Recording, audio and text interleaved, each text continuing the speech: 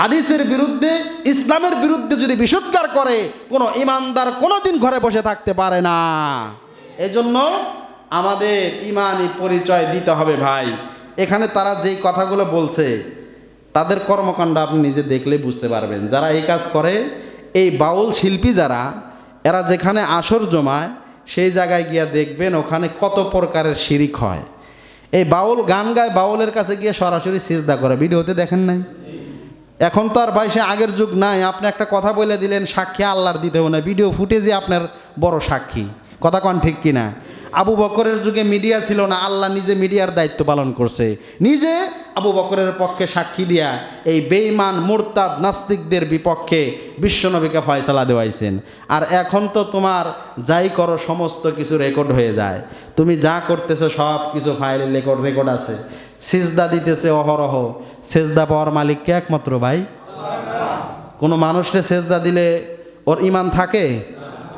সাথে সাথে ইমান শেষ। তাহলে এরা যারা ধর্মগুরু বলে নিজেদেরকে পরিচয় দেয়, এরা ধর্মগুরু, ইমানের তারা কি বাহক নাকি ইমান চোর? কথা কন, ইমান চোর না এরা? সেজদা নেয় মানে একজন মানুষকে চির জাহান্নামের পথে সে ঠেলে দিল। যে চির জাহান্নামের পথে মানুষকে ঠেলে দেয়, সে কি ভালো মানুষ? সে কি ইমানদারের কখনো কল্যাণকামী হয়, নাকি সে ইমানদারের একদম প্রকাশ্য শত্রু? প্রকাশ্য শত্রু, কারণ সে মানুষকে ইমান থেকে দূরে সরায় দিতেছে। তাদের কর্মকাণ্ড দেখলে দেখবেন যারা এই সকল আবুল ফাউল, নামাজের কোনো ধারই ধারে না, নামাজই পড়ে না, কয় নামাজ পড়ার দরকার নেই, আমরা ধ্যান করি।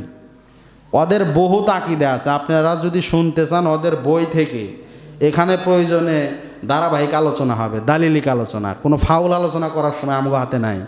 আপনাদের যে সকল কথা আপনি আসেন সামনে, আপনার কথা যদি প্রমাণ করতে পারেন আপনার গ্রহণ করবো আমরা, সমস্যা নাই। তাদের যেই কার্যকলাপ তোমরা করতেছো করো, তোমরা জাহান্নামের নিচতলায় থাকবা নাকি উপরতলায় থাকবা না মধ্যম তলায় থাকবা কে দেখে? তুমি জাহান্নামের জেহেনে যাও, তোমার কাজ নিয়ে তুমি থাকো, আল্লাহ নিয়ে কথা বলতে বলছে কে তোমাকে? কথা কন ঠিক কিনা? এজন্য সর্বোপরি কথা এটাই, আগামীকাল সমস্ত ওলামায়ে কেরাম, বাংলাদেশের শীর্ষস্থানীয় সকল ওলামায়ে কেরাম আসবে ইনশাআল্লাহ। মানিকগঞ্জের মাটিতে মনে হয় এত বড় সমাবেশ হয় নাই, ইসলামী মহাসম্মেলন এত বড় সম্মেলন হয় নাই। আগামীকাল যেটা অনুষ্ঠিত হতে যাচ্ছে, আমরা সকাল 9টা থেকে শুরু হয়ে যাবে ইনশাআল্লাহ। আমরা সকালে খানা খেয়ে আমরা সকলেই যাব ইনশাআল্লাহ সেখানে যাব দুনিয়াবি কোনো স্বার্থে না, আল্লাহর ইজ্জতকে রক্ষা করার জন্য। কথা কন ঠিক কিনা?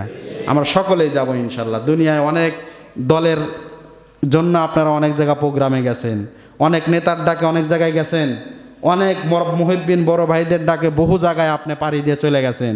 মানিকগঞ্জ বেশি দূরে না, আল্লাহর ডাকে যারা যায় তাকে দেখা যাবে আগামীকাল ইমানের পরিচয় কে কতটুকু দিতে পারে। এজন্য আগামীকাল ওখানে অনুষ্ঠান সংগঠিত হওয়ার জন্য বিভিন্ন খরচ বহনের দায়িত্ব আছে। এগুলো দায়িত্ব কাদের? খরচ লাগবে না? কালকে অনেক টাকা পয়সা খরচ হবে। আমরা সামর্থ্য অনুযায়ী আগামীকালের এই মহাসমাবেশকে সফল করার জন্য আমরা